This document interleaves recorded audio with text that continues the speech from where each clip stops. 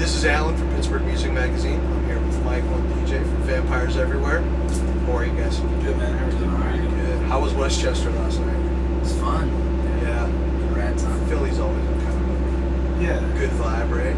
Interesting show. I mean, the place kind of looked like an old library, but it packed out nice. So it was kind of cool. Okay. I heard Bam used to have the place. Yeah.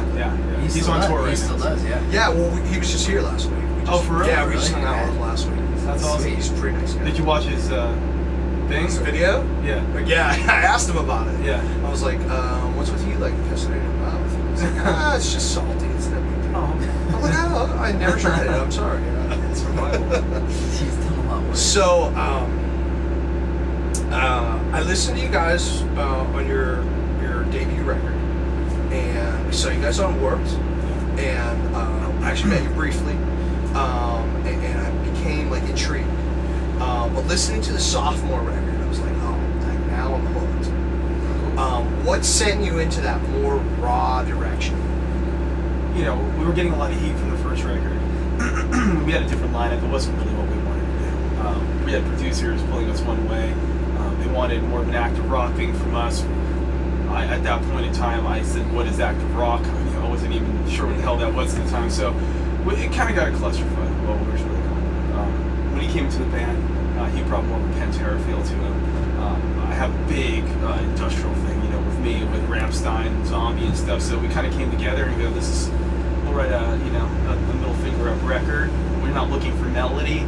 We're not looking for radio. We're just looking to go, hey, look, respect us. And when we heard we got Warped, there was a perfect chance to go over and show everybody. Yeah. You guys seem to work well with a songwriting. Like, you mainly like lyrically, like, do you come up with like an idea and say, hey DJ, I got this idea, or how does it work?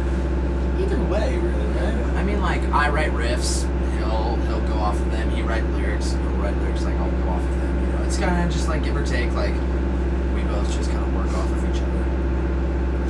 What was the influence of Cyanide Productions with Mike and Tommy?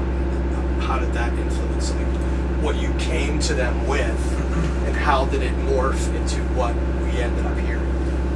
Well, initially the demos were a lot more singy.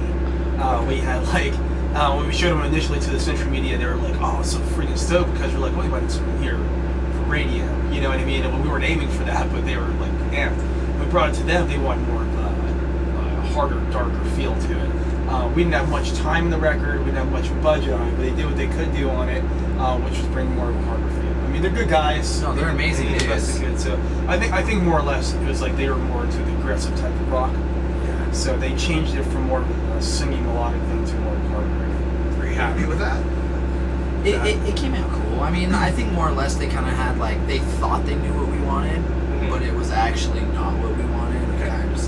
It came out more aggressive than what we wanted, I mean, like, of course the music is aggressive either way, but, like, we wanted to kind of be more, like, anthem-y rather than just, like, punch you in the face, Right. But, I mean, either way, those are boys. It came out great. It was a really rad record, Yeah. So maybe we'll see something like a little bit of a different side from you on your next album. There will definitely be a big change. Not necessarily a change, but Yeah. there'll be a lot of just elements in there. I mean, like any musicians, you have a lot of aspects to you.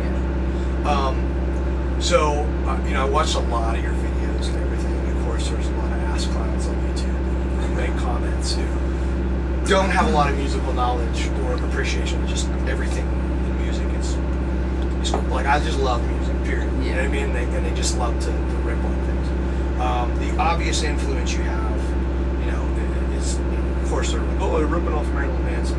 But I see a lot more in you. I see, like, some Bajas, some Typo Negative, obviously 9 Inch Nails, stuff like that.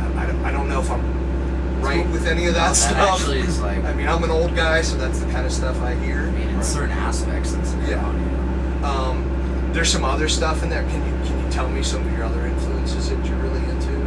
Well, I mean, with me, when you listen to the solos, it's straight Pantera. I mean, with a lot of the riffs, they're more like a lot of the music is more Rob Zombie-esque, and a lot of the influences that you're speaking of, I think, come from Michael's influences, like the more old school gothy feel, which is just your road, 100%.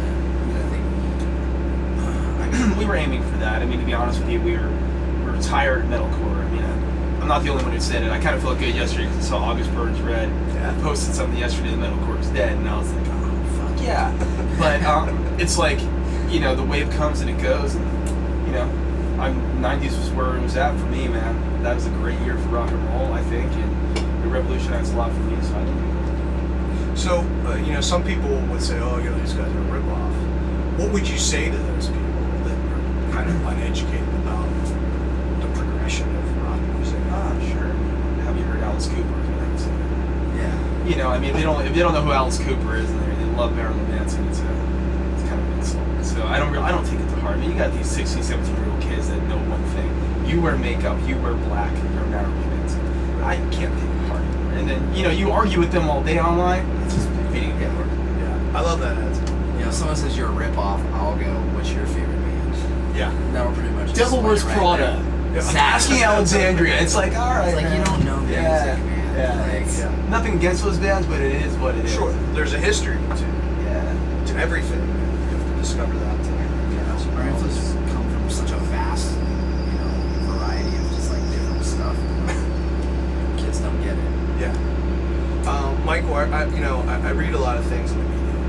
You never can fully trust them. But some of it has said, like, you're kind of unhappy dude. I don't see you as that. I see you as you're unhappy with some things in the world, and you have some things to say about them.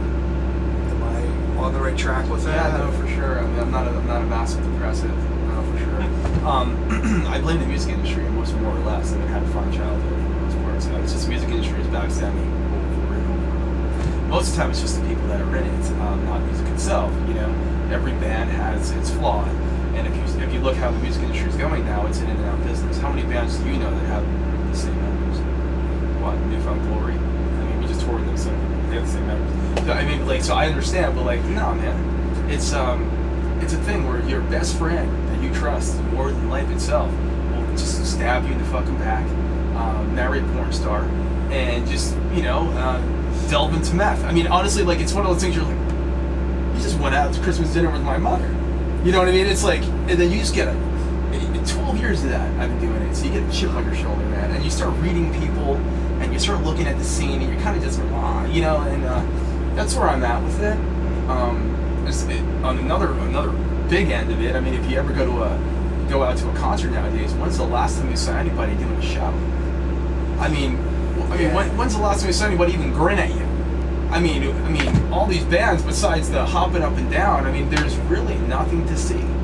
So, I mean, we get stigmatized a lot for what we do because they think we're, you know, homosexuals. I'm not a homosexual. I mean, if people know me, they know I'm a fucking sex addict. I mean, I have one of my girls is a porn star. I mean, so it's not one of those things that I love sex, I love rock and roll, I love all that. But these people are so ignorant on the fact of who we are, man. So I think the ignorance and the backstabbing combined into one, they lead to this grumpy weirdo. So yeah, more or less. So, well, I'm kind of going off here, but you bring up homosexuality. There's all this stuff going on with the Supreme Court. Gay marriage. Gay marriage. I'm pretty sure I know where you guys are at with this, but I'd like to hear where you guys are at. I mean, I think it's bullshit. It's nobody's business. What you do in the bedrooms, nobody's business but your own. If other people are trying to get into it, tell you what you can and can't believe because of what you do behind closed doors, it's bullshit. It's stupid. It's fucking retarded. I'm gonna agree. I mean, I have a lot of gay friends. Their happiness is their happiness. Why should a 75-year-old man that beats off by himself in his house have anything to say about anybody else? Half these guys in the government who are protesting it are off going behind their wives' backs, sucking dick themselves. It's like, it's bullshit. It's all just hypocrisy. Bathhouses. It's stupid, yeah. So good for you guys. You know, I appreciate that. And your fans appreciate it, you know, because it's, you know, we're living off these old white guys' rules. Yeah, it's ridiculous. We have a lot of fans that write me, especially homosexual fans that, you know, are really downtrodden. I get some things that they want to kill themselves. You know, they're not accepted. And what can I do? What can I do? They ask me, what can I do? And I'm like, I can't really do much, you know, to help you. Yeah. You know, but it sucks that, you know, even the government that runs this whole system can't see that you're killing people. It's horrible in our music scene, the way we rock and the way we look. It's not fair. It's not fair. Let's go on to something happy. Talk to me about your tattoos. Where do you get your tattoos done? Majority of them were done in LA. I had one girl, her name was Zoe. She did a lot of my stuff. I've been getting them since I was 18. So, but majority of them were because I had a car accident, near fatal car accident. A lot of people don't know that about me, but I had a near fatal thing. I had a mortal and everything on my body forever. The blood is life. All the stuff having to deal with vampires and stuff like that is all me not dying. Don't want to die anytime soon. So it was traumatic. It was like a 2-year healing process. It was bad. But that something like that Changes you. Yeah, it definitely changes. But I think us knowing that, just that's pretty awesome. Pretty awesome. You look like you got some work going and started. I mean, mine are just a big various amount of garage and room tattoos. I mean, it's just like a bunch of just ghetto shit, Like, I mean, this arm is my patch arm, things that I'm about. Like, I got the Mickey's B, CFH for Pantera, my bro shit for life, and this is just like whatever, just bullshit. It's like a big rainforest scene. It'll all come together, right? They're all done in garages and rooms and just random places. Eventually they'll look good one day. You guys are young, so after this tour, what's next for you guys? We decided to go on tour Wednesday 13. We went on tour with him before. If you're not familiar with him, he was a singer for the Murder Dolls. Okay. He has his main project, which is called Wednesday 13. It's really awesome, man. We did a tour with him once before, and it's more genre. It's fun to tour like that sometimes. I like doing mixed things up sometimes, but we're trying to build an underground following right now with a core base of fans before our next record. We're about to go a little bit more commercial and radio with the record, meaning more melodic, if that means anything. So this is great for us to go out there with a similar band and with a lot of experience and kind of rock bands. So we're going to do that, and then we're looking to go to the UK probably the end of summertime, if not September. So we're looking to do that. We're going to get over there. We finally got with the Avocado booking because our friends in Chelsea and Attila and stuff. Nice guys. They're all cool, and they're cool over there. So we're going to get over there and do that. So that's what we have coming up. Awesome. Well, we wish you the best of luck. Thank you.